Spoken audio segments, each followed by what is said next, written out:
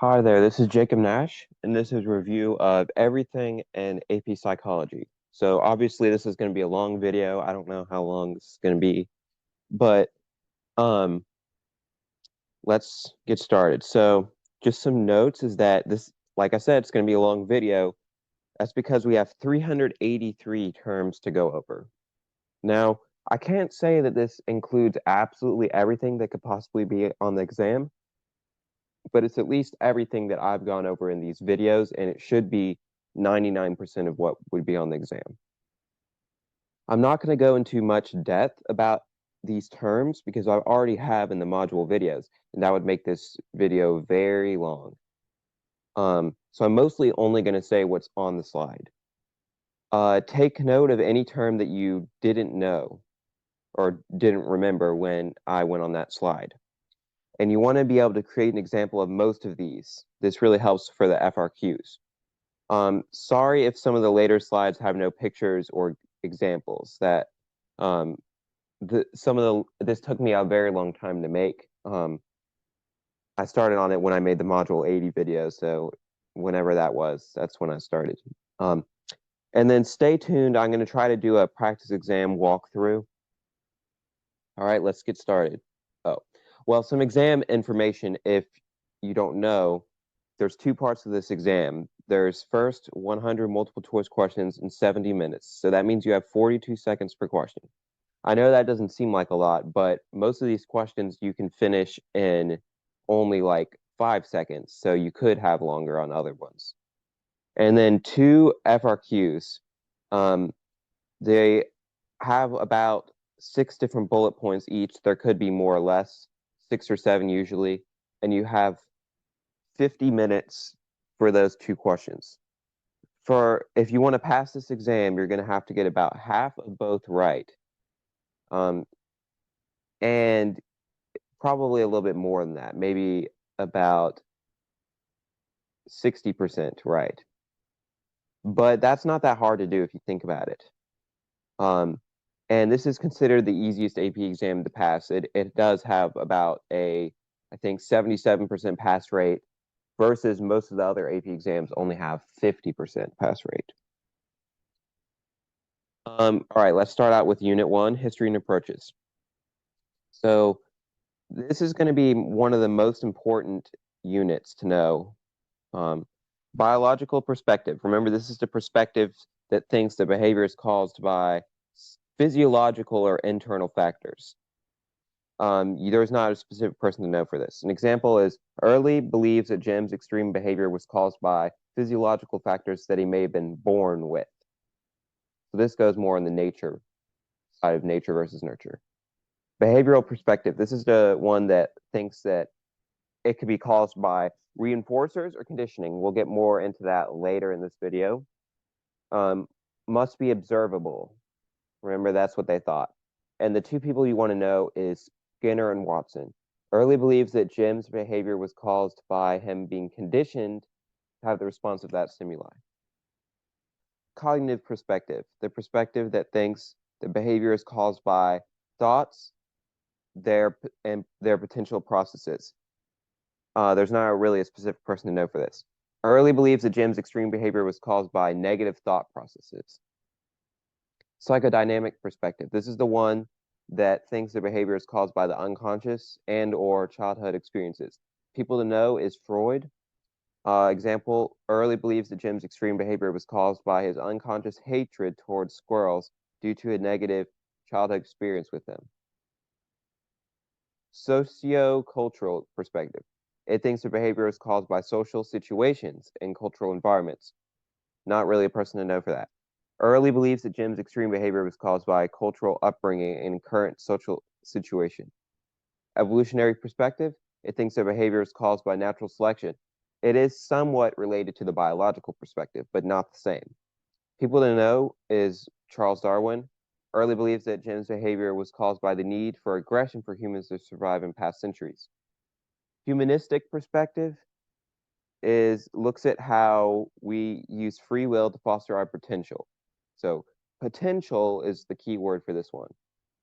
Uh, Rogers and Maslow are the two to know. Early believes that Jim's behavior was caused by his desire to reach his potential.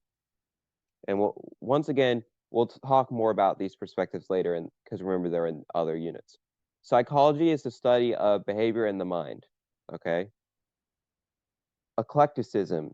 I might have not discussed this in the previous videos, so keep in mind that occasionally some of these things maybe I didn't say in any of the modules, but this is combining perspectives to explain behavior. So it's just combining more than one of these perspectives. Early uses Freud's psychodynamic perspective and Maslow's humanistic perspective to explain Jim's behavior. Behavior is observable actions of a person. So Freud would say, hey, because remember, he thinks that it doesn't have to be observable, but that's what behaviorism is based on, that it does have to be. Rene Descartes, this isn't as important, but it still could potentially be on there, looked at how the mind and body interact. He thought specifically that the pineal gland controls the interaction. Talk more about that gland later on. John Locke developed empiricism and thought that every person is born with a tabula rasa.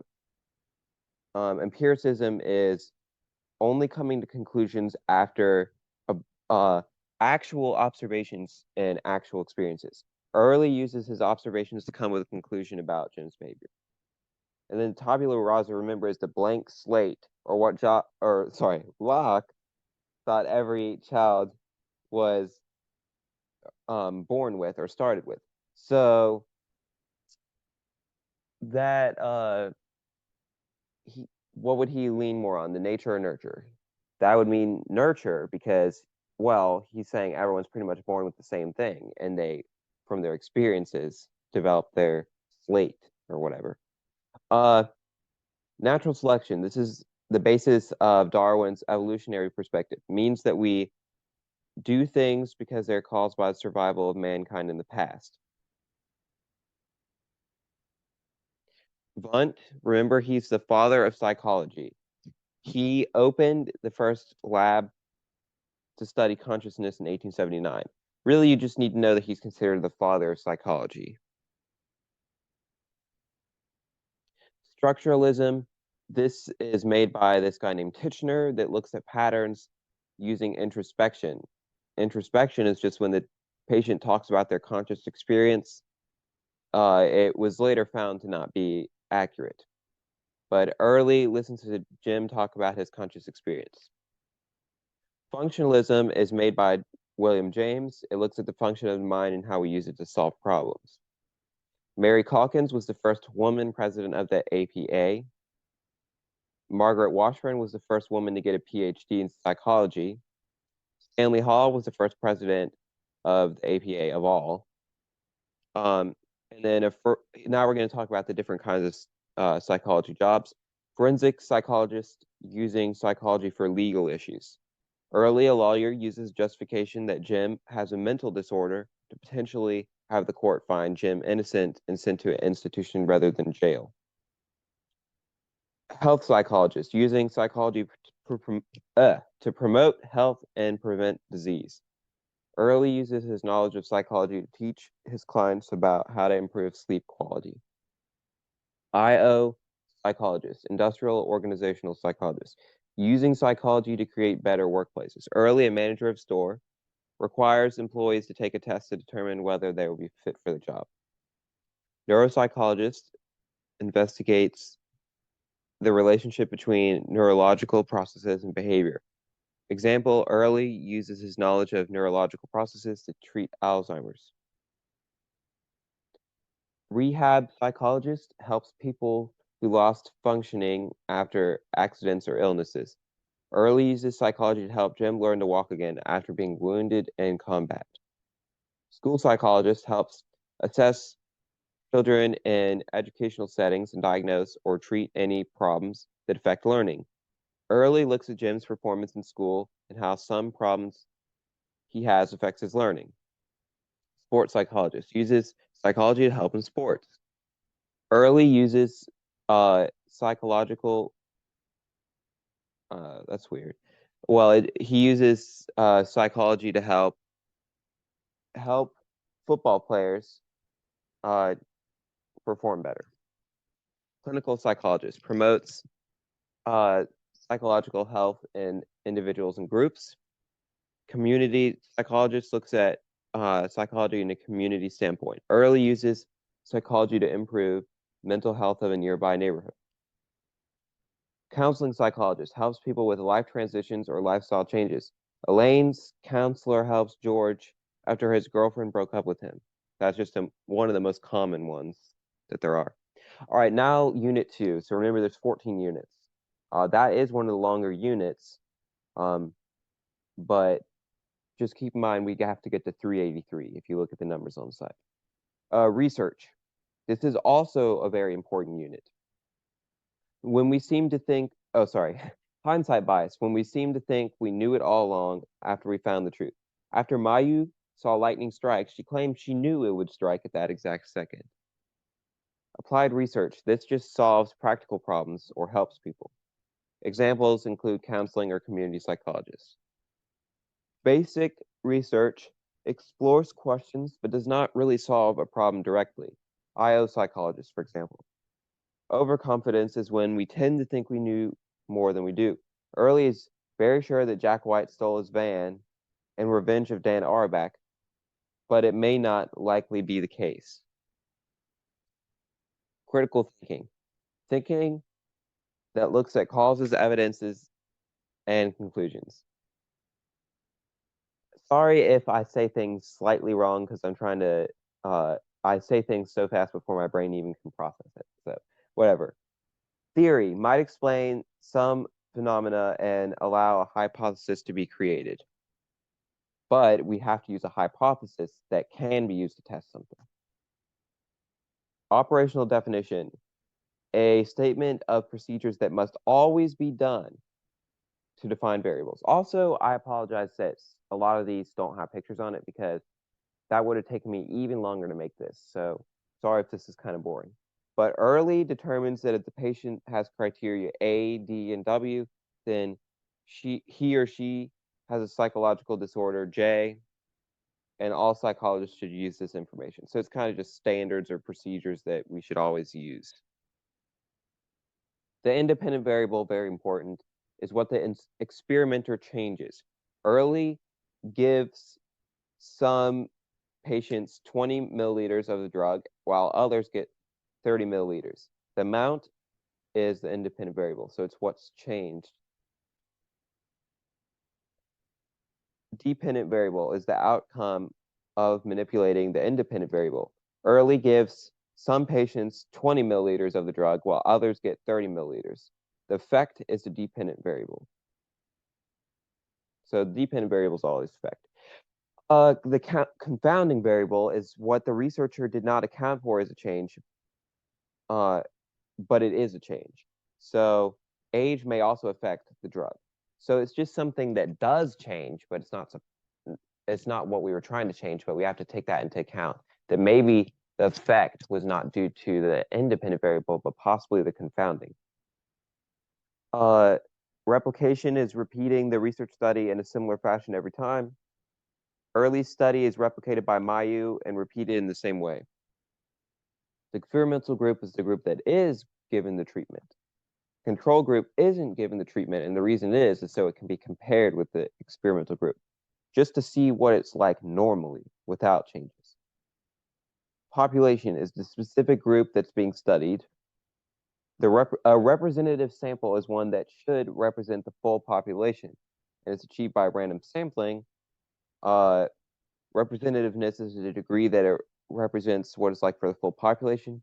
Random sampling is when every person has an equal chance of being chosen. Random assignment is when participants are randomly assigned to either the experimental or control group. It makes it more accurate. Single blind design is that when the subjects don't know if they have the control or the actual or the experimental group. They don't know if they're in the control or experimental group. Double blind is when the researcher also doesn't know if the subjects are in the control or experimental group. A placebo is a fake drug that is very similar to the actual drug that's used on the control group to compare. So the control group doesn't work unless it's conducted in a very similar fashion as the experimental group. So they have to also be given a drug. They can't just be given no drug because they have to see, is the change because they think they're having a drug, or is it because there's actually an effect from the drug? Stratified sampling is sampling that's based on a certain characteristic like age or gender. So, all right, we're going to sample based on age. So some old people, some young people. Correlation is a relationship between two variables, but it does not show cause and effect. That's important. A positive correlation is if both things do the same thing. So as A goes up, B goes up. As A goes down, B goes down. As time increases of the train not moving, uh, the decibels of Elaine's internal screams also increases. So as one thing increases, the other does. Negative correlation is if they do opposite things. A goes up, B goes down, A goes down, B goes up. As time increases of the train not moving, the battery of Elaine's 90 phone decreases. A survey is a method of obtaining information which is not useful because of low response rates and potential for bias. Early makes a survey asking people many questions about whether or not they like Suckers for the Sad Life, released 4/4/23. That's just a song that happened to be released that day that I made this. So that was 17 days ago. So that's how long it took me to make this. Naturalistic observation, spying basically, or observing participants in their natural or environment. Sorry. Case study is a full detailed picture of one participant, which cannot be generalized to a larger population. Generalization is using knowledge about a sample and saying that it's the same for the full population. It's sometimes okay to do, but only with accurate experimental evidence. You can't do this from a case study. That makes sense. If it's only one person, how could you say that's what it's like for everyone? Validity is the research that measures what it was intended to. So it's valid if it measured what it was intended to. Reliability is if it's consistent. The Hawthorne effect is no matter what, participants are affected because they know they're being watched. Statistical significance. This is a kind of confusing one, but very important, so pay attention. It is significant. Data is considered significant if it is not due to chance. And then independent variable isn't manipulated. So if it's due to chance, that doesn't mean that there was actually a change. If it's not due to chance, that's what we want because it's supposed to be due to what we're trying to change, independent variable. So if you happen to be taking AP statistics right now, not that high of a chance, but keep in mind that don't get confused between the two classes because there is something in AP statistics where it's bad for it to be not due to chance. So it should be due to chance. And that's just for the residual plots. And obviously you might not know what that is if you're not taking that class, but I'm just saying that in case. The p-value is the probability that the difference is due to chance. We usually use 0.05. You don't really have to know that. Okay. Descriptive statistics, they describe a set of data. So that includes the 3 M's, which are mean, median, mode, bar graphs, and line graphs. The mean is the average. The median is the central score or the middle. The mode is the most common score in a distribution. The range is the difference between high and low. Standard deviation is the square root of variance. You don't really have to know. There's a possibility that it could say, find the standard deviation, and you would just take the square root. So it said 100. Now, once again, if you're taking AP statistics, you do it a different way. But that's what you have to know for psychology. So if you ever saw a question, you're like, I don't know what to do, just take the square root of whatever number they give you. Z-score is how far it is from the mean. Normal curve is the common shape for distribution. 68% falls within one standard deviation.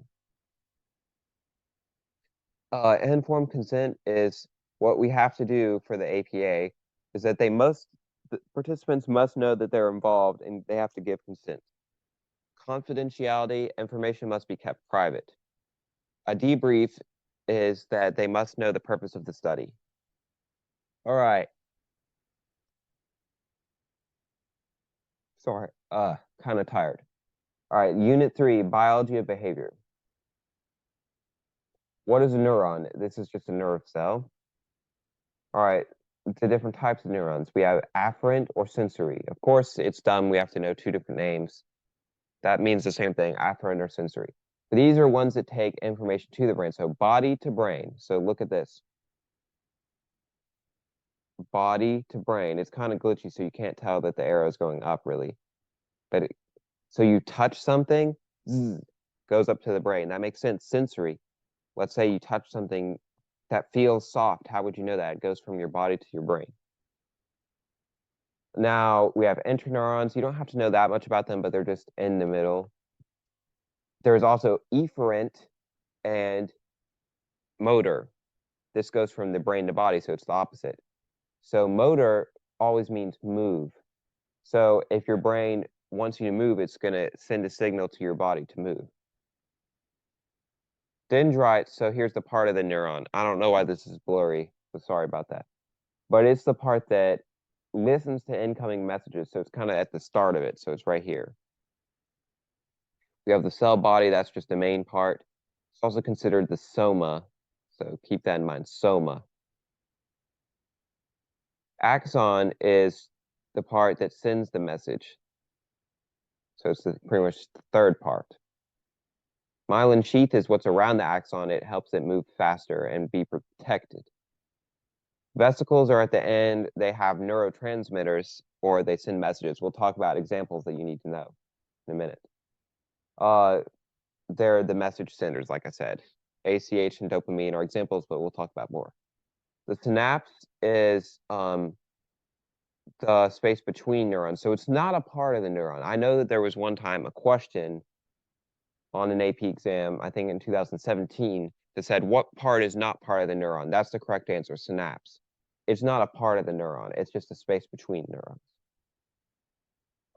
Node of Ranvier is just gaps in the myelin sheath. You don't really have, that's not as important, but it is a part of it. Action potential is when a message fires. All or none response, that just means it either fires or it doesn't. A positive ion causes the action potential, and a negative ion makes it rest. All right, now we're talking about the neurotransmitters. ACH, this enables muscle action, learning, and memory. If bad, that's kind of the more important thing to know. But if something's bad, then Alzheimer's. Dopamine, it enables learning, attention, and emotion. If there's too much, schizophrenia. Not enough, Parkinson's. So relating to our 13th unit, the treatment that we're going to talk about way later in this video, there would be drugs. We have antipsychotics to decrease dopamine for schizophrenia. Serotonin is what enables mood, hunger, and sleep. Now, obviously, if there's not enough, that's depression, and Prozac increases it. Norepinephrine is what enables alertness. There can also be depression if there's an undersupply. GABA is an inhibitor. So if there's not enough, then there could be seizures because you need an inhibitor to prevent seizures. Glutamate is kind of the opposite, exciter. So if there's too much of this, then there could be a seizure. All right, now parts of the nervous system. Central nervous system is pretty much the most basic one. It's just the brain and the spine. Brain and spine. Now the peripheral is what includes our neurons, so the sensory and motor that we already talked about. The somatic nervous system, so look at over here. So like I said, the central is just the brain and spinal cord, but there's different parts of the peripheral. So we have the somatic. So I like to say you do it somatically yourself. So this is something that you have to do yourself, which is muscles. You have to think to walk or something like that. Um, uh, and then we have the autonomic. Think about automatic. These are things that you don't have to tell yourself to do. You don't tell yourself beat heart or breathe. You just do that. That's the autonomic nervous system. Now there's two parts of that. We have the sympathetic that makes things go crazy, if you want to say. Heart rate up, breathing up, blood pressure up, digestion down. So everything goes up except for digestion. They try to throw you off of that. But that's a sympathetic. Now the parasympathetic is if things calm down. Heart rate down, breathing down, blood pressure down, digestion up.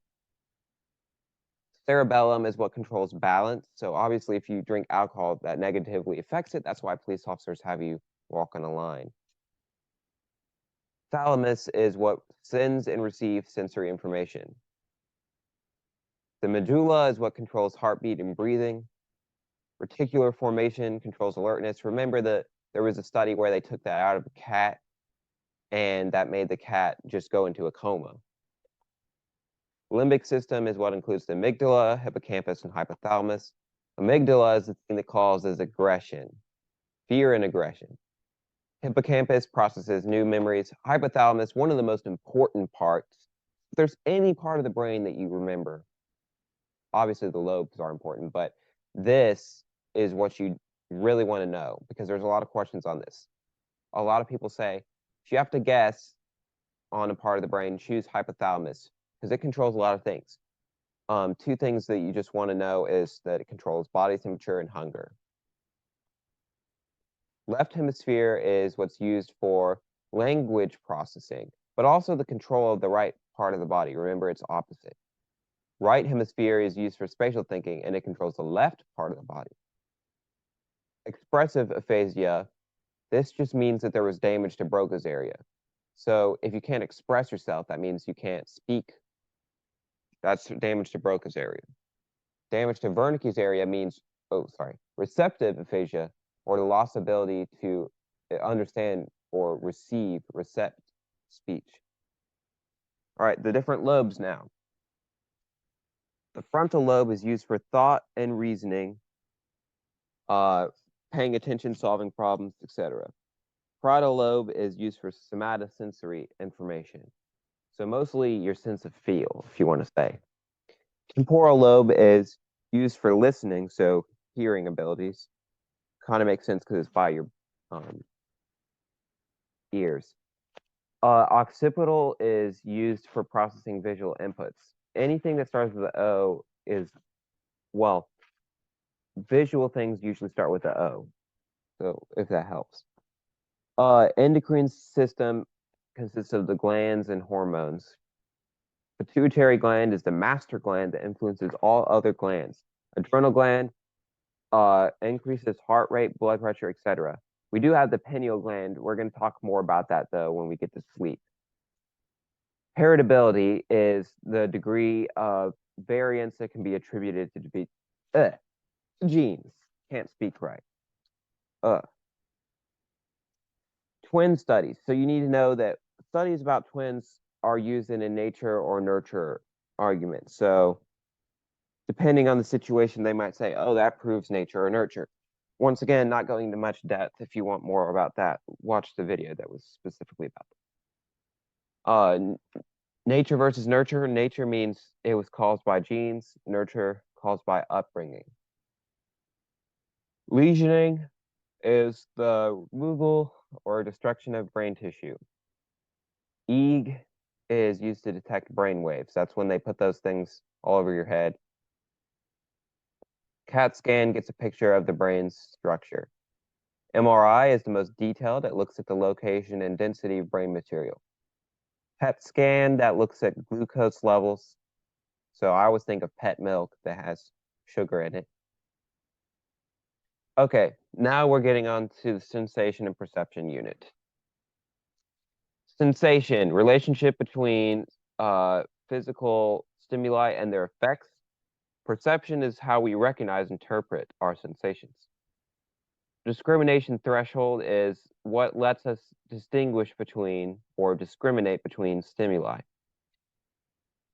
Absolute threshold is the minimum amount of stimulation needed to detect and calls the neuron to fire 50% of the time.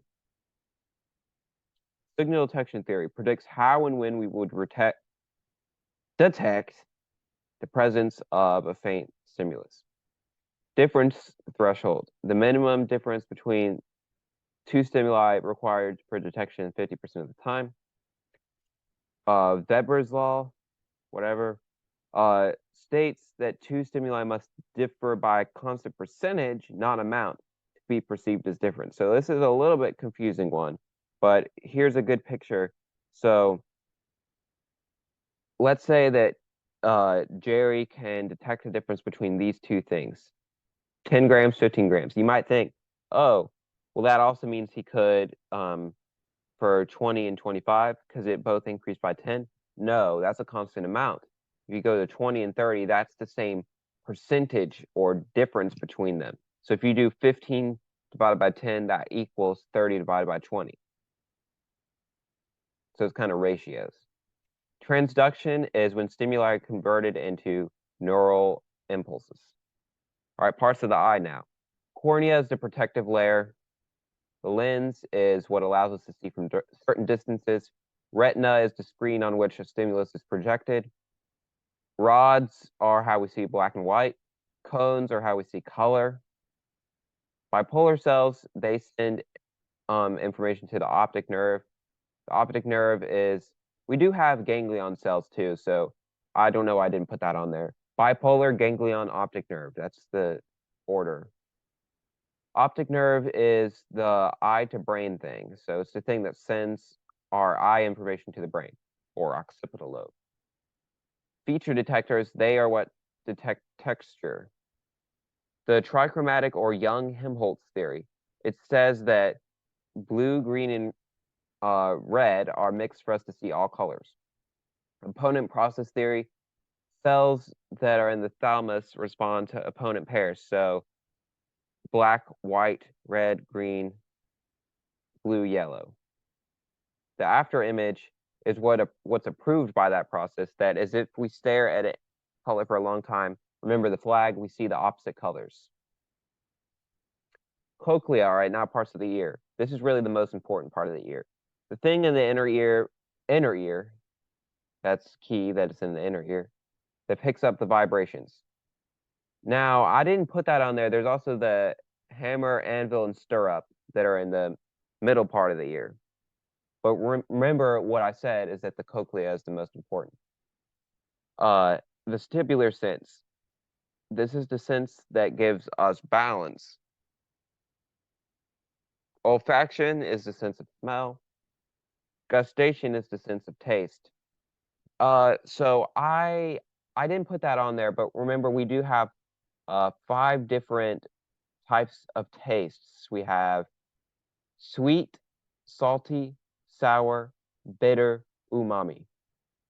Now, umami, some don't believe is a thing, but it's just the tastes like chicken taste or whatever. But spicy is not one. That's what they like to sometimes try to trick you with. Spicy is not a taste. Spicy, well, if you want to know what that really is, that's your taste buds being burnt. Kinesthetic sense is the sense of movement and position, not the same as vestibular. That's for balance, this is just movement. Sensory adaptation is getting used to something. For example, if you worked in a car wash, you might get used to the loud noise of the car wash. Habituation is a process in which we become accustomed to a stimulus and notice it less and less each time. So these are not the same thing. They seem similar, but they're not exactly the same. So this is that we notice it less and less each time. Early notices a horn that a car is under a car wash, but he notices it.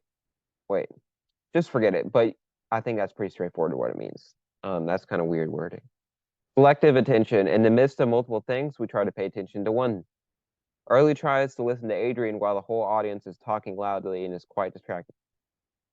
Cocktail party effect, our ability to use selective attention in terms of conversations in a room that's full. All right, two types of processing. Bottom up, let me see, then I'll know. Using our senses to interpret something. So we touch something, it goes up to our brain. Early releases that rain fell on him. Huh? I don't know what that means. That's weird. Because he naturally knows that what the wetness of raindrop feels like. So I don't know. That's not even right wording. But bottom line, you need to know that something sensory is how we realize something. Top down is that we just remember something. Binocular disparity, remember that's the closer an object is, the more difference there is in each eye. So hold your finger close to your eye and open and close each one back and forth, and then further, your thumb doesn't look as different. Gestalt theory is that we recognize things as a part of something, or rather than individually. So the principles you need to know.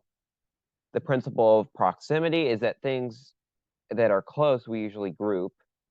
Similarity, things that are similar we usually group. Continuity, we look at things that are continuous rather than jagged. So if you look at this, you would say, that's a wave. You wouldn't say that's a bunch of semicircles. Closure is that we finish off what seems to have been started. So there's not actually a triangle there, but we see a triangle. Figure ground is that we may either see the figure or the ground. Do you see a chess piece or two faces? Five phenomenon is that this is the concept that we think that they're moving. So this looks like it's moving, but really it's just they're just disappearing and appearing quick. All right, consciousness. So repression is when we will talk more about this as Freud's defense mechanisms, but this is when we move or hide information that makes us feel anxious. Melatonin, if it's high, we're asleep. If it's low, we're awake. It changes based on if it's light or dark. That's why people that live in Alaska have an issue sometimes. Circadian rhythm is our 24-hour cycle that adapts based on time of day. All right, the different kinds of waves. The beta waves are what you should be having right now, awake and focused. You might be having alpha waves, though, awake and relaxed, if this is too boring. But theta waves are in stage 1, non-REM, the beginning of sleep. A hypnagogic sensation is a feeling of floating. Have you ever felt like you're floating right when you're first sleeping? That's in stage 1, non-REM.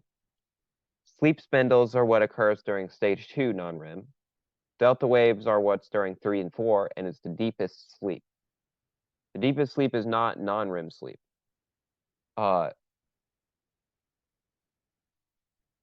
REM sleep is when we look as if we're awake. And it is not the deepest sleep, though. It stands for rapid eye movements, but non-REM 1, 2, 3, 4. That's what we have, and then we have REM sleep. REM rebound is if we've been deprived of sleep, REM may be extended. Insomnia is a lack of sleep due to an inability to fall asleep. Narcolepsy, inability to stay awake. And you go into REM directly. Sleep apnea is not breathing while sleeping. A night terror is screaming, crying, or lunging while asleep. Manifest content is considered the storyline of a dream, and the latent content is the meaning of a dream. Hypnosis is when a person is deeply relaxed and open to suggestion. Post-hypnotic suggestion is when instructions are given to a hypnotized person that they must follow after they're awake. All right, now we're talking about the different things that are not good.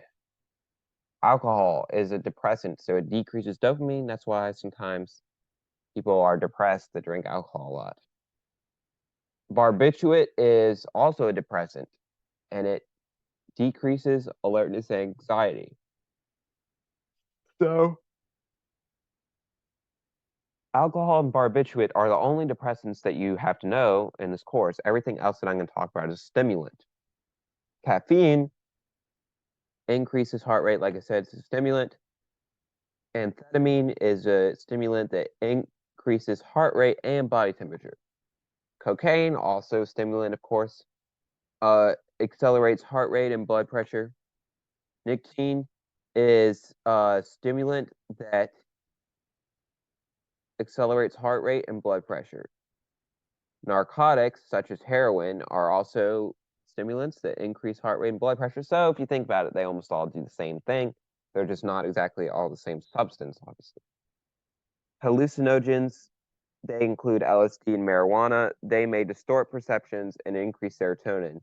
You might have sensory synesthesia, kind of a hard word to say. But marijuana obviously is not as of a extreme one, but sensory synesthesia means that your senses might be reversed or combined. So you see sounds or hear sights. So if you see a house, then you hear it. You're like, it's like it's talking to you. And then you hear a cat meowing, and then you see like a green circle or something. That's an example of what it's like. Dependence is continuation of use despite negative consequences.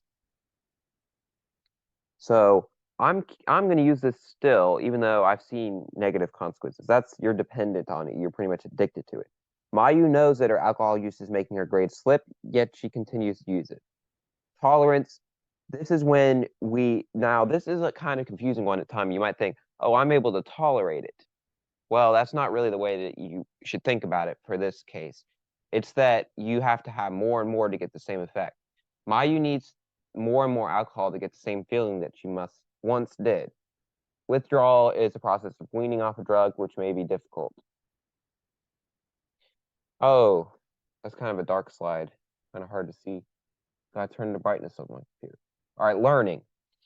This is obviously an important unit, but really so far, if there's any that you really should know, it's definitely the first two. Those are one of the most important ones to know. Not that any are unimportant, but 1 and 2 are very important. Ivan Pavlov, you need to know this is the guy that created classical conditioning. Oh, what is that? This is when a neutral or non-response making stimulus is paired with a previously meaningful stimulus causing response. So it's basically we're pairing things together that cause a response. We'll talk about the other kind of conditioning in a minute. So this is just, for example, let's say that so unconditioned stimulus is what is already naturally making a response. So let's say Jim Carrey dances whenever he sees money. Well, let's say we want him to, let's say he gets a job and they want him to dance when he hears music, not just when he sees money. So first they pair them together. So it's like, all right, this is something that doesn't make a response right now. We'll pair it with money and he dances. And eventually when the money's taken away, now he dances when he only hears music. And it's conditioned.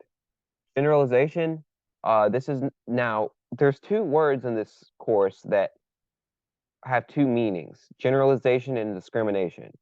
Generalization, it could either mean for research, we're applying it to anything, but for conditioning, it's when 2 or more stimuli cause the same response. Discrimination, that's for sensory, that's when we're able to tell difference. And then for social psychology, it's when we're acting upon a negative belief.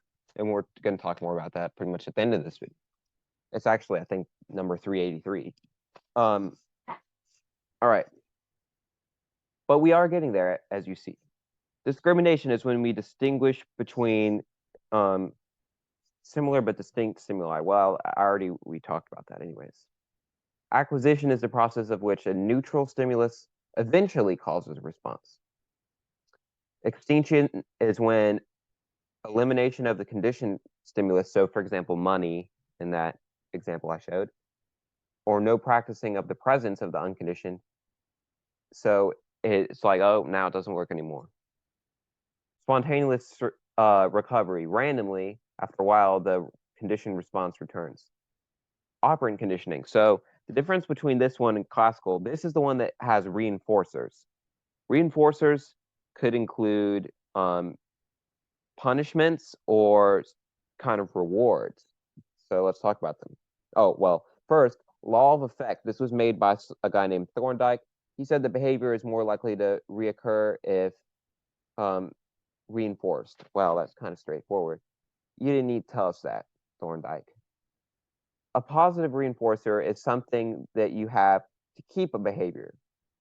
So you give, I don't know why there's not examples on here. There really should be. But a positive reinforcer, I'll just make one right now. Mayu gets a cookie after she does something. Okay. You're trying to keep her to do something. Negative reinforcer is taking away something to keep behavior. That's key. Reinforcers are trying to continue a behavior. Punishments are trying to stop a behavior. This can be confusing, okay? You might think negative reinforcer, oh, that's trying to make someone stop a behavior. It's trying to still make them keep a behavior, but it's taking away something to do so. So, for example, let's say, I don't know, this isn't as easy to make an example. Let's say that a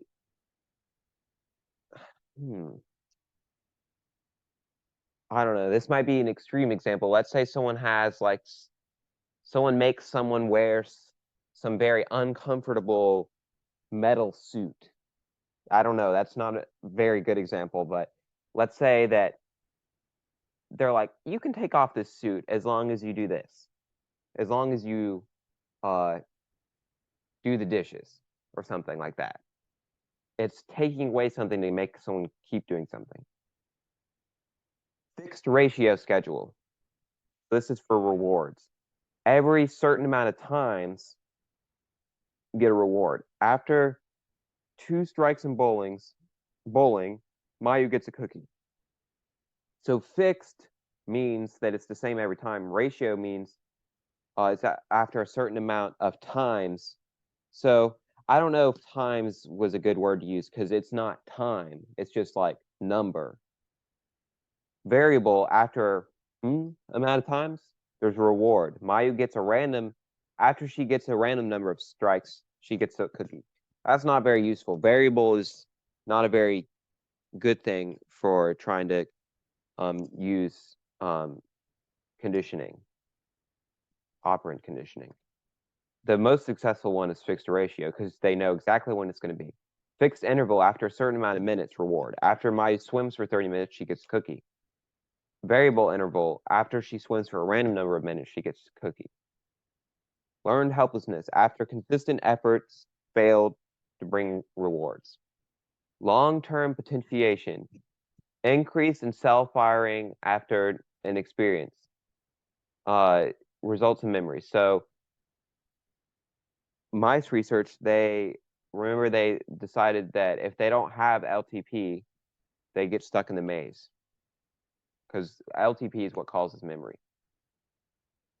Social or observational learning, learning based on observing. Remember the Bobo doll experiment that was made by Bandura? Kids punched and kicked a doll after observing the adults do so. Tasted version, or the Garcia effect. We will not eat or drink something after it's paired with a negative or nauseating stimuli. Stimulus generalization is when we respond to 2 different but similar stimuli. Okay, I know something was left out here, which was the punishments. So a positive punishment is going to be something, you're doing something. So this is the same thing with positive and negative symptoms. Positive means something is added. Negative means something's taken away. Positive punishment means that you're doing something. So, for example, an unfortunate thing that a lot of parents sometimes do, hit a child. That is a positive punishment. You're doing something. Negative is taking away something, taking away a kid's phone. All right, cognition. Sensory memory. This is just a memory of how things look, feel, or taste. Echoic refers to hearing. Think about echo. Iconic, remembering how something looks. Icon. Short-term or working memory is the memory that only has the capacity of 5 to 9 items, or 7 plus or minus 2 is sometimes how it's said. Our long-term memory is the relatively permanent or limitless storehouse of memories. All right, the process of memory, there's three different steps. Encoding is the first one, is what is the meaning or processing what it is. Storage is retaining the information. Retrieval is getting it out of storage, like, okay, now I'm trying to remember what it was. Primary effect is remembering the first terms of a list better. So if you see this list, oh, you might remember shine a little light. That was the first one in the list. Recency effect is remembering the last terms of the list better. Oh, maybe you remember walk across the water, if you actually even read that. But serial position effect is depending on where terms are in a list, we may remember it better or worse based on the primacy or recency effect. So it's basically saying that we forget the middle terms the most, and we remember the first and last the most. So look at these. You would probably remember the first and last terms better. Semantic encoding. Encoding the form of word meanings. Visual encoding. Encoding in the form of visuals. Acoustic encoding. Encoding in the form of sounds. Episodic memory. A memory of a specific event. For example, this picture that I once took, I can remember what happened that day. It was very windy. That's why the trash cans are knocked over. Semantic memory, memory of facts or overall knowledge. So that's what semantic means, but for memories of facts and overall knowledge. Procedural memory, memories of how to do something or play an instrument. So look at this video.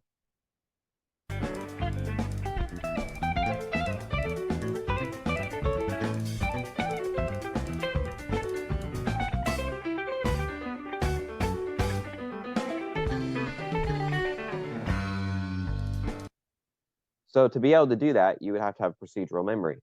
It's not just playing an instrument, though. It's like how to ride a bike, how to do pretty much a lot of things. If you notice there's some things that you just seem to not be able to forget, that's because it's procedural memory.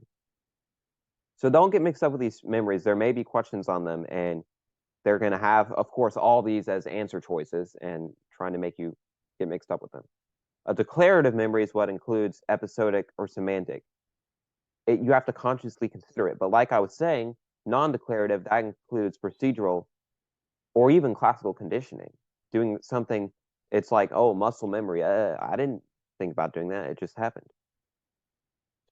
Flashbulb memory is a very vivid episodic memory thing, like remembering 9/11. So it's kind of like an episodic memory, but it's like a very vivid one. Source amnesia is when we don't remember where something came from. So Early remembers the song Just Got to Be, but he doesn't remember when he first heard it, when or how. Huh? Well, I don't know why that's repeated. So that really means there's 382 terms. Okay, framing is the way something is worded may affect our decisions and how we remember it. Proactive interference, for some reason, proactive and retroactive interference are two things that I personally mix up. I don't know why. There's some things that are just like that. You know how sometimes it's just hard to remember. But old messes up new, so try to remember PON. Proactive, old messes up new. Early keeps typing in his old password instead of the one he used to use. Um, that doesn't even make sense. Okay. Sorry about that. It really, the example should be he keeps typing in his old password instead of the new one. So old messes up new. Retroactive is when new messes up old. Early can't remember his old password after typing in his new one so many times. Overgeneralization is a language issue, um, which is like when a kid says, "I go'd to the store." Noam Chomsky's language theory, he stated that all languages share the same basic elements. Um, and then Worf's language relativity is he thought that languages have different processes. So it determines the way we think. So your language determines the way you think. All right, the two types of reasoning. Deductive reasoning, all race cars go over 80 miles per hour. Dodge Charger is a racing car, so it must go 80 miles per hour. That's taking a general statement you know and applying it to a specific thing. Inductive is the opposite. It's taking a specific thing and applying it to a general. That pretty much deductive is better than inductive. So inductive is actually kind of like generalization. In the past, ducks have always came to our pond. Therefore, they will this year. So specific time, they must always. Divergent thinking uh, is one problem has multiple solutions or issues. So Early finds a metal rod and realizes that it can be used to prop open a door, hit burglars, or hit pinatas. So it's not always a problem necessarily, but it's taking one thing and spreading it out into multiple things. Convergent, though, it converges into one thing.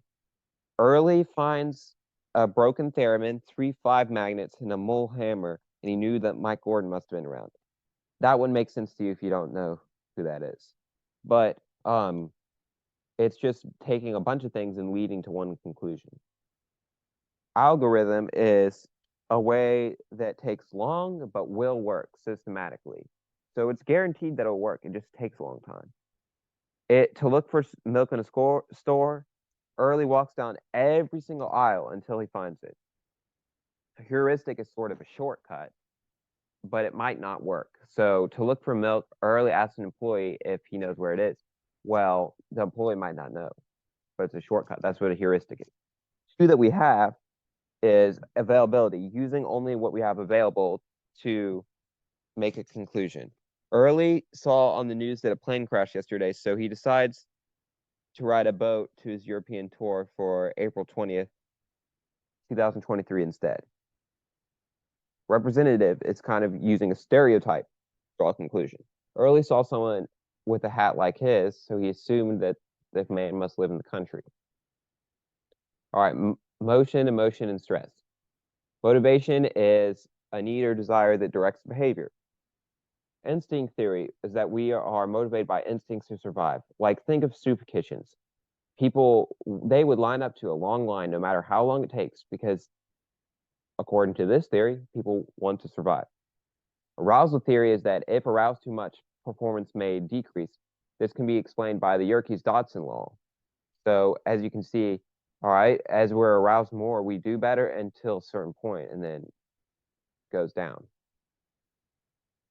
Drive reduction theory. This states that needs result in stress, resulting in us being driven to satisfy those needs. So if we're hungry, we will eat. Well, not necessarily. I'm making this at 11:54, and I'm very hungry. So as soon as I'm done with this, I will follow this drive reduction theory. Homeostasis, our natural calm state that our bodies like to be in.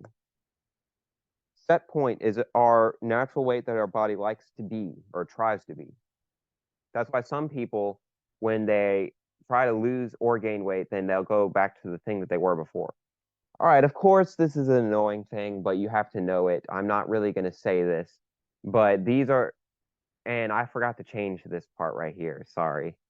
But these are the different steps in this cycle that it might be on there. That's the only reason why I included it. But I mean, I don't know. It's not like you really have to study that. Most people probably know it. Okay, Maslow's hierarchy of needs. So remember Maslow's the humanistic guy, and he says that we basically try to get to self-actualization.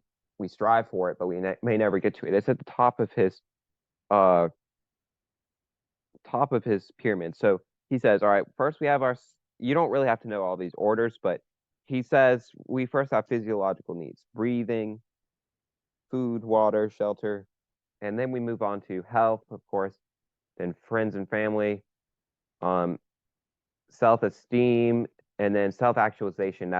Most people never get to it according to Maslow, but we strive for it. And this is just fulfilling our unique potential. So two types of motivations. Intrinsic is an internal motivation. Early helps the elderly man because he knows that it's right to do. Extrinsic motivation, he helps elderly man because he thinks the man might give him money. Because that's an outside motivation. Money is the most common example. Self-determination is a need to feel successful or in control. Self-esteem is feelings about ourselves. Self-efficacy is a belief in our abilities. I can do it or I can't do it. Not the same as self-esteem. Don't confuse. They like to do that too. Put that as multiple answer choices to try to confuse you because a lot of people confuse those. Self-esteem, self-efficacy. Self-esteem is how we feel about ourselves. Self-efficacy is a belief in our abilities. Cognitive dissonance is a form of disconnection in the mind that leads into a conflict of decision making. Different cognitive dissonances that there are: approach, choosing between two good options. Early can't decide whether he wants to play at Credit One or Merriweather Post Pavilions, two concert venues. Both equally desirable options to him. So choosing between two goods. Approach avoidance is one choice that has both pluses and minuses. Early wants to play at Madison Square Garden because he believes that he'll gain popularity, but at the same time, it's very expensive. Avoidance, choosing between two bad options. That's not that common, but sometimes. Early runs into a gang in the street that says he has to choose between getting hit in the head with a trash can lid or having to dance to Crazy Frog in the middle of Fifth Avenue. He can't decide. Well, at least that's not usually what we have to do. Two bads, but sometimes that's the case. James Lang theory. Remember, he thought we see something, we have a psychological change, and then we have an emotion. Canon Bard, though, that was, oh, we see something, and then we have a change and emotion at the same time. Apples and oranges, kind of. That's not that different, but they just still argued on that. Two-factor theory. This one's, oh, okay, got to make it even more complicated. Sight change and cognitive label. So apparently we have a change and we say, I'm scared. I don't know what I think about this theory, but that's what a cognitive label is. And then emotion. Fight or flight response. This is what we usually do under extreme stress. So if we see a robbery, we'll either, try to stop that, or flight, we'll just kind of run away from it. Or not even always literally, but our mind might just go blank. General adaptation syndrome. This is Hans Sale's idea that stress results in ARE, or first alarm, resistance, and then exhaustion. All right, two types of people. Type A person is a competitive or hostile person, so not that good. Type B is what we should be, or easygoing person. All right, chapter 9, development. All right, let's continue. What is a cross-sectional study? We look at various ages and on similar tasks, for example. Longitudinal, we look at the same person over a long period of time. A critical period is a period that's considered critical for learning concept. We must be able to read before age 7. All right, the different stages of baby, we have ZEF, zygote, or zygote, whatever, embryo, fetus. Fetal alcohol syndrome. A mother drinking while pregnant may result in this for a child. Cognitive deficiencies and visual differences. Teratogen is a harmful environmental agent that hurts the baby or the fetus. Different reflexes. A rooting reflex is a baby's natural response to something being put in its mouth. Babinski reflex is when a baby's foot is rubbed, the toes should spread. Assimilation is grouping things that we find to be the same. Mayu Jr. sees a Belgian Shepherd and is told it's a dog. She then sees a Golden Retriever and says dog. Accommodation is modifying our schemas. So schemas, that probably should be a vocab term too, but it's just something that is almost like a drawer of information, like dogs, cats, bikes, foods, whatever. And accommodation is when we modify these after a correction. Maya Jr. sees a Belgian Shepherd and is told it's a dog. She then sees a Golden Retriever and says it's a dog, but then she sees a deer and says dog, and her mother says, no, that's a deer. So that's accommodating. Piaget's 4. All right. Here's the thing. We have these developmental stages. They are probably, I would say, one of the hardest things to remember in this course. So you might want to spend specific time on these because they are going to be on there, likely. So you might have a free response that says, how could the formal operational stage affect this person's decision or something? You got to be careful about that. You got to know who has each stage and what each stage is like. So Piaget's 4. We have sensor and motor, pre-operational, concrete operational, and formal operational. The first one is age 0 to 2. We have object permanence and stranger anxiety. We are going to talk about these things in a second if you don't remember what that is. Pre-operational is when it's age 2 to 7. A lot of kids play pretend and have egocentrism. Conservation and mathematics is concrete operational, age 7 to 11. And then we use logic and morals for age 12 plus. Object permanence is a sensor and motor ability that should be developed according to Piaget, that something still may be there when you can't see it. Mayu Jr. learns that a ball is behind the couch even though she can't see it. Egocentrism is not self-centeredness. Don't get mixed up with that. It is inability to see other points of view.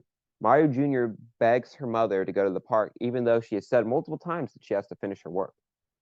Conservation is the ability to know that different shapes may be the same.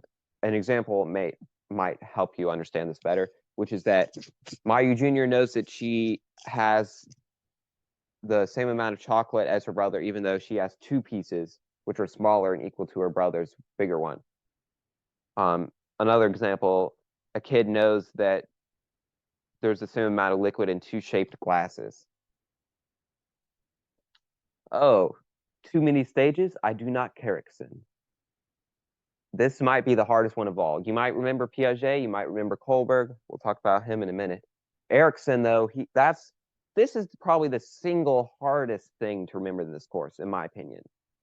But you're gonna want to know it, just in case. You never know. You might take the exam, and then you're like, hey, it wasn't even on there. But you don't know. You don't know. If you don't care, fine. Don't remember this. But it's not a super high chance that this will be on there, but there's still a chance. Erikson's 8 stages. He first says trust versus mistrust. Well, that's pretty obvious. It's what infants have. They're like, oh, can I trust my parent? Can I not? Can I trust a stranger? Can I not? Autonomy versus shame and doubt. Toddlers may doubt their abilities. I don't know if I can do this. Initiative and guilt. This is preschoolers. They might be guilty about independence. They're like, I'm starting to do things on my own, put on my own clothes. I don't know what I think about that. Industry versus inferiority. That is 5 to 11. Kids apply themselves. They start to apply themselves, or they feel inferior if they don't. Identity versus role confusion. This is 11 versus 20. People are not sure who they are. Intimacy versus isolation. Age 20 to 40. Relationships or isolation. So you might be married or you might be alone. Well, sorry, that's how it is. According to Erikson. Generativity or stagnation. Age 40 to 60, we either contribute to the world or do nothing. Integrity versus despair. This is age 60 plus, we reflect on how we were. So if you think about it, it's not that hard to remember once you get used to it, but it is kind of a lot. Harry Harlow studies. Harlow found that humans, like monkeys, may need contact from their mothers. Ainsworth attachments. These are the different attachments. Secure, a child feels security from the parents. Insecure, a child is unsecure about their parents' support. Avoidant, a child doesn't use parents for support. The three parenting styles. Authoritarian, do what I say, nothing else. This results in anxious children with social inhibition, whatever. Permissive parents are, you do what you want. They let the kid do anything they want, and it ends up in rebellious or disrespectful children. Authoritative, this is the best one, negotiating. Don't get mixed up with authoritarian and authoritative. Very similar. Kohlberg's three moral stages, he has pre-conventional, conventional, post-conventional. This is probably the easiest things to remember. Pre-conventional is you do things that will benefit yourself. That's what a young child will do. Conventional, those are the things that just to follow rules. All right, I'm not going to do this because it's breaking rule. Post-conventional is you do things because they're right. Gender typing is assigning typical roles to genders. All right, this is another one of these ones that are kind of annoying, but you could have to know. So I don't even know if I talked about this because of how annoying I find it to be, or like weird. Like this is kind of just creepy to me. That's probably why I didn't include it but I included it on this because I noticed that it has been on some exams. So that's why you might want to know this. It is considered to be inaccurate, but you may have to know this. OAPLG is what order you might want to say. So I guess since I've never talked about this before, I will talk about this real quick. So these are the different stages that Freud thought that they were because he's dead. Oral is the first one, age 0 to 1. He says that it's sucking, biting, and chewing is what kids age 0 to 1 do. And he just considers this is just the development. Then anal, this is focusing on eliminating bathroom areas. So it's like kids age 1 to 2, he says they like to use the bathroom or something. And then phallic, if that's how you pronounce that, is you develop pleasure zones age 3 to 6. And then he says latency stage 6 to puberty is dormant. And then the final stage is just pretty much what it's probably like for people that are watching this video or like adults, if you want to say. Okay. Personality. And actually, going back to that, really the fifth one that's not inaccurate, but the first four are just kind of weird to me. I didn't say every single thing. The third one specifically, there's something that's odd about that, but I'm not going to say it right now. All right, personality. Personality is a person's general style of dealing with others. Free association is Freud's way of looking at the subconscious by the client saying whatever comes to mind.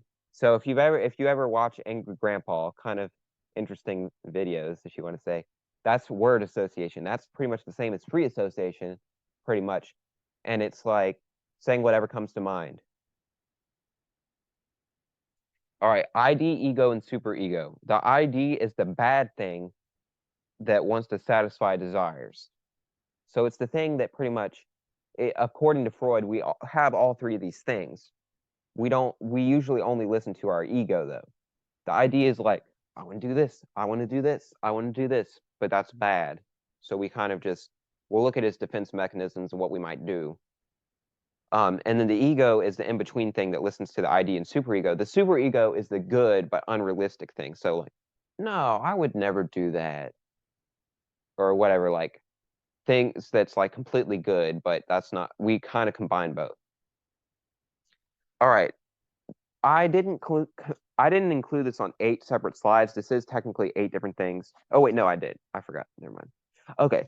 But I'm going to just have examples on the next slides, but I'm going to talk about what they are in this slide. Once again, this is sort of like Erickson's things. These are kind of a lot, but at least most of these words sound like what they are. Pretty much the only ones that aren't what they sound like is 3, 4, and 8. Repression, I already talked about that. It's anything that's anxiety related, we push it into the subconscious. Nope, not going to think about that.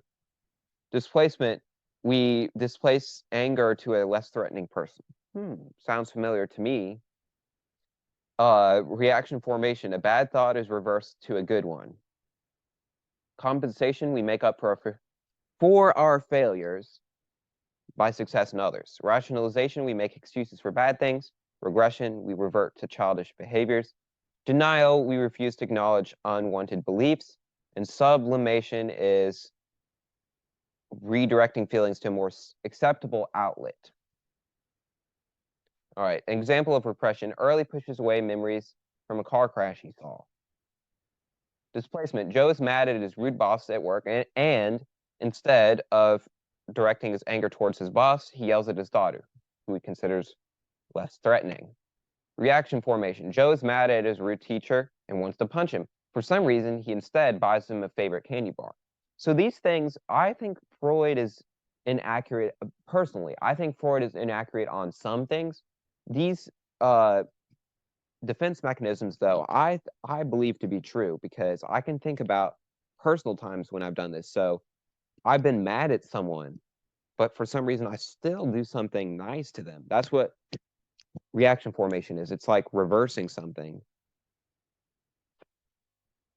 Compensation. Since Early didn't pass his AP exam last year, he tries really hard to pass the exam this year to make up for it. These are basically just things to make ourselves feel better. Rationalization.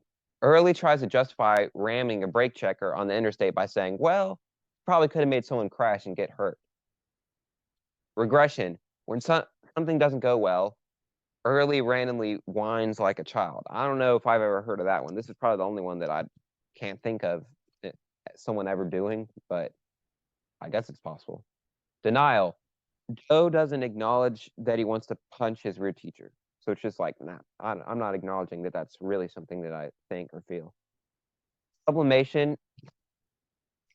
Joe wants to cuss at his teacher, but instead jokingly curses with his friends, which is okay to him and his friends.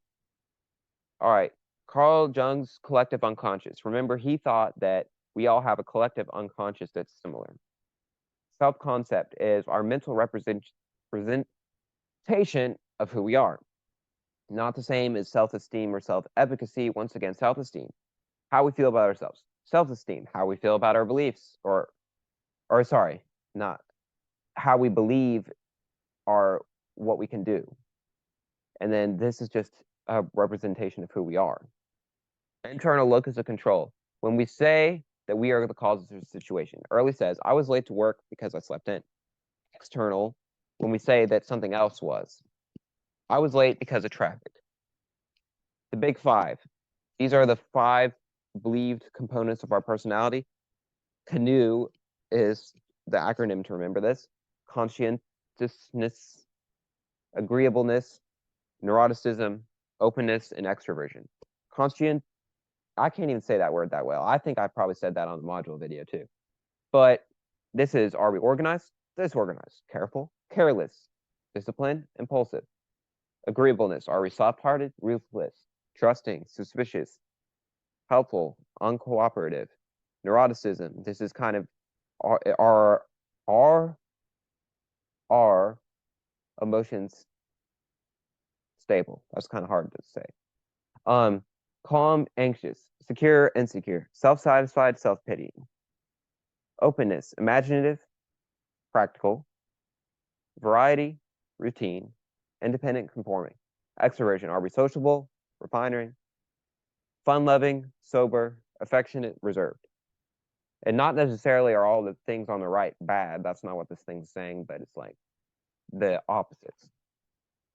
3 personality tests to know. So I'm not going to go into much detail because you really don't have to know that much detail about these. what you need to know about Eisnick's personality inventory, Cattle's 16PF test, and the MMPI-2, most used personality test. All right, here we go. These last 4 units are not as long, luckily, so you're starting to get tired by this point. Standardization sample. This is the kind of like the representative sample, a group of people that should represent the full population. The Flynn effect is the concept that we may have gotten smarter over the years. The Rorschach-Ink-Blot test is a test that uses ink blots to determine a person's state of mind or personality. So you see some random ink blot. What does that look like? That's what this test does. TAT measures a person's perception of interpersonal relationships. Achievement test measures knowledge gained, like the AP exam. Aptitude measures potential. So that's kind of like, I don't know, what would be an example? Kind of like a pre-test, if you want to say. Alfred Binet is the first to measure intelligence. IQ is, well, this is one of the few things that you might have to calculate. Mental age divided by chronological age times 100. So obviously 100 would be average, because if mental age and chronological are the same, multiplied by 100, that would equal 100. Mental age is our brain's age, chronological age is our actual age or our body's age. The Ways test is a common, or well, it is common, but complex intelligence test with visual problems also. Spearman's G. He thought, oh, gee, we all have a G in general intelligence that we all have. Sternberg had 3 intelligences: analytical, practical, and creative. Well, I guess I'll say a little bit about them. Analytical is just our problem solving, or, well, not really problem solving, but like kind of for educational purposes. And then practical is like solving practical problems. Creative is just being able to be creative, obviously. Gardner had 8 intelligences. You don't necessarily have to know all of these. And the reason I say that is that luckily what they all are called, you know what they mean, because they are what they sound like. All right, abnormal behavior, or our disorders. DSM-5 is the book that classifies our psychological disorders. General anxiety disorder, well, it's really generalized, but continual tension and uneasiness. Panic disorder, reoccurring panic attacks, and fear of the next one. Phobia is the irrational fear of common events or objects, like fear of thunderstorms, fear of snakes, whatever. Well, snakes aren't really common, but whatever. OCD, a involuntary obsession and compulsion. So it has both obsession and compulsion. So I am obsessed that someone might break into my house. I'm compelled to check that it's locked every 3 minutes, and I never get any sleep. That's OCD. So remember, I already said this in the video when I made this, or when I talked about this, but when people say they're OCD, well, you're probably not. OCD is actually a major thing. PTSD is thoughts and anxiety as a result of traumatic experience. Agoraphobia is a specific phobia concerning fear of crowds. Social anxiety disorder is not the same as antisocial personality disorder. I don't know if anyone would get mixed up with that. It's very different. Social anxiety disorder is avoidance of situations due to fear of judgment. And this is extreme. I don't know if I already discussed this, and I know this is just a review video, but this is actually something that I personally have dealt with. And it is extreme because there are ways to combat it. And I was definitely worse off years ago than I am now, but it's kind of just, you're like, I'm just not going to do any of these things or talk to any of these people, because it just makes you feel better because you're not going to be judged. But the truth is, no one's really judging you that much, but it's sometimes hard to overcome that. Major depressive disorder is when someone has low serotonin. Art talked about that kind of. Continuous depressed mood with feelings of worthlessness. Bipolar disorder is a disorder with severe depression, a transition between severe depression and mania. Mania is like, oh, high energy. Rumination is repetitive circular thoughts that take you nowhere. So it's like, man, you're just sitting down for hours just thinking, man, like mad about this, mad about this. Schizophrenia is characterized by delusions and hallucinations. Delusions are beliefs. I believe that um, I I personally I don't know anyone with this, so I can't. Whatever example I might create, I hope it's not considered like offensive to anyone because I can't. But the only thing I can't really think of what someone actually might think. It can be very odd though, I know. But delusions, they might believe um, the clouds are going to attack me or something. I don't know. I just said that because right now I'm looking out the window and I see clouds. Hallucination is false sensory experience. They actually feel like they're attacking them. Positive symptom is something that adds something to it, just like positive or negative punishment or reinforcer. Hallucination, for example. Negative symptom is a symptom that takes something away from the situation. No emotion. And these are in terms of schizophrenia. That's not the only thing that can have negative or positive symptoms. But sometimes people have no emotion that have schizophrenia. Conversion disorder is when a psychological problem results in a physiological function. So we're shocked by something. Oh my gosh, I just saw a car crash. And then you just go blind. You're like, huh? Can't see. That's conversion disorder. Sometimes our body does that. DID, when a person has multiple identities that show up at random times. So I'm a nice person. I'm a not nice person, but they can't even control it or they don't even notice that they're transitioning into a different personality.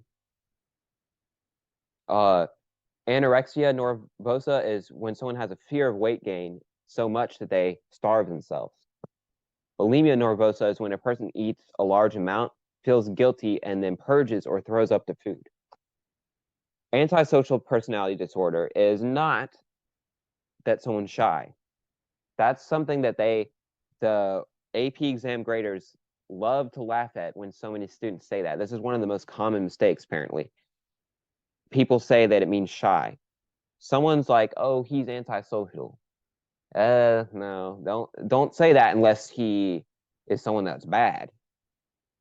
Because that's what most of the serial killers had antisocial personality disorder. I'm not saying that if you have that, then you're a serial killer. That's not what I'm saying. There's plenty of people that might have this disorder that would never kill someone, but they have no regard for social standards or how others may feel. So, for example, they may purposely cause someone harm for no reason. Like they might put something slippery on a sidewalk to make people slip and fall for no reason or something. All right, treatment of these behaviors. Transference, so we obviously have counseling. This is when a patient shifts thoughts and feelings towards therapist. Counter conditioning is reversing or replacing a response to a certain stimuli. REBT, Albert Ellis made this, and it challenges self-defeating thoughts. So this is actually a cognitive and behavioral. We'll talk more about this concept, but let's say the client says, I'm dumb, and then whatever the therapist challenges that. ECT, ooh, this is the one that I feel a little bit iffy about. Therapy by electric shock, used for MDD, major depressive disorder. Well, if you look up pictures of that, including this one, that doesn't seem like such a good thing to me. I don't know. I don't know too much about this, or what exactly it does. Is it supposed to like make you so much in pain that you forget that you're depressed or something? I don't know. I just know that that's not something that I would ever want to do. Behavioral therapy. This looks at the symptoms because we don't know the cause. Well, look at this song. If you can heal the symptoms but not affect the cause, it's quite a bit like quite a bit like trying to heal the gunshot wound with cause. Ooh, that would make Watson mad because he would say, no, you don't have to know the cause. You can just treat the symptoms. And examples of this are counter conditioning, systematic desensitization, and aversive therapy. We're going to talk about the second two now. Systematic desensitization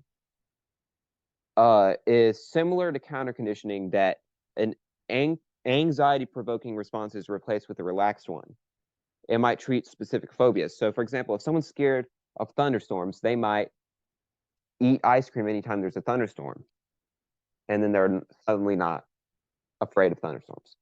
Aversion therapy is an aversive or throw upable, like nauseating stimulus is paired with a behavior that the client wants to stop. So maybe they put a throw up pill in alcohol to make someone stop drinking alcohol. Cognitive therapy is therapy focusing on changing thought processes.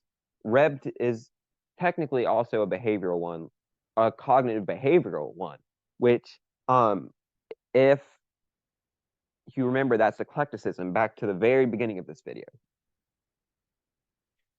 Lobotomy, removing brain tissue, kind of like lesioning, as a form of therapy. Okay. You cut off a piece of the brain to make someone not depressed or whatever. I don't know about that. Just like ACT. All right, now we're talking about the actual medicines. The medical model, I don't know if I put that in there, but the medical model is like, okay, we might want to use some actual medicines. Antipsychotics could treat disorders like schizophrenia. And back to unit 3, remember, if there's too much too much dopamine, that neurotransmitter, then that's what causes schizophrenia. So antipsychotics are what's going to decrease that. Antidepressants are going to increase serotonin, because remember, not enough serotonin means depression. Prozac is the most common example. Lithium carbonate, not as important, but you might want to know that could treat bipolar disorder. Final unit, social psychology. Social facilitation, this is when performance increases when people work together. However, social loafing is when it decreases when people work together. They're like, someone else will do it. Group polarization, when, sorry, my cat is trying to attack me because I was moving around my computer charger. Okay, when together people's judgment or decision is more extreme. So I think, let's just say, I think that computers are dumb. Then you go into a group where people think computers are dumb. Oh, now we really think computers are dumb.